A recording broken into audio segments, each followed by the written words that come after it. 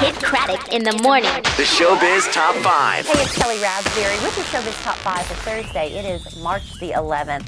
Does not look like a lot of people cared too terribly much about the huge televised wedding of Bachelor Jason Mesnick and his second runner-up choice, Molly Mullaney, who eventually became the #1 choice. But anyway, OK Magazine thought the rights to the pictures were worth $100,000. So they wrote out the check. They got the exclusives to be there, but some paparazzi managed to infiltrate the premises and they leaked a few pictures online.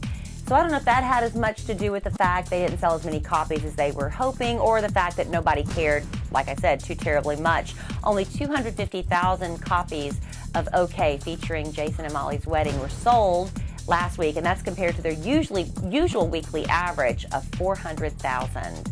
Now, Mario Lopez has knocked up his girlfriend. No mention of any plans to marry her because celebrities just don't do that anymore. But he's been dating Broadway dancer Courtney Matza since they met when he was starring in A Chorus Line on Broadway in 2008. Courtney will birth Mario's first child later this fall. Jersey Shore stars Sammy and Ronnie are not dating anymore, but they will manage to tolerate each other's presence if there is a paycheck involved. And they were hired to show up at the Club Jet at the Mirage in Las Vegas recently, but a source said they had really nothing to do with each other. There was a dinner ahead of time. They didn't speak. They spent no time together at the actual appearance. They stayed in separate hotel rooms, of course, but they even flew out on separate planes. So it's going to be interesting to see how their relationship plays out. Is it going to progress? Is it going to continue to fall apart when the cameras start rolling next week? Because they'll be back for season 2 in Miami. I don't know when that'll actually hit the airwaves on MTV. Now, Heidi Montag has fired Spencer Pratt as her manager. They're still married. They're staying married. But she has decided to hire this psychic. It's a man named Aiden Chase, and he's going to manage her career now. She says she's had some incredible experiences with Aiden, and she's had a healing in her life.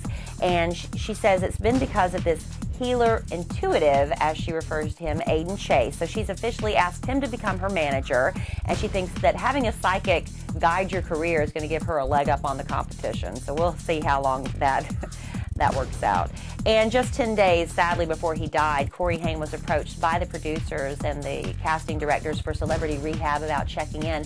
They actually approached Corey's mom back in October and finally followed up with Corey a week and a half before he died, and they say, or a source says, that Corey was offended, he was defensive about it, said, "I don't need your help, and Celebrity Rehab is the last show I would ever do." Well, we'll never know if that would have been the answer for him or not, because we know Corey passed away early yesterday morning. We're still going to have to wait and see what the toxicology reports and the autopsy reports, if he died from an illegal drug overdose, if it was an accident, if it was just, some complications because he's been sick recently with flu-like symptoms, much like Brittany Murphy and her situation. So just a sad and tragic story, but sad to know that maybe he could have been helped if only he had taken the help from Celebrity Rehab. But he'd been in and out of rehab like 15 times before, so who knows if this would have been the answer. And that is your Showbiz Top 5 for Thursday.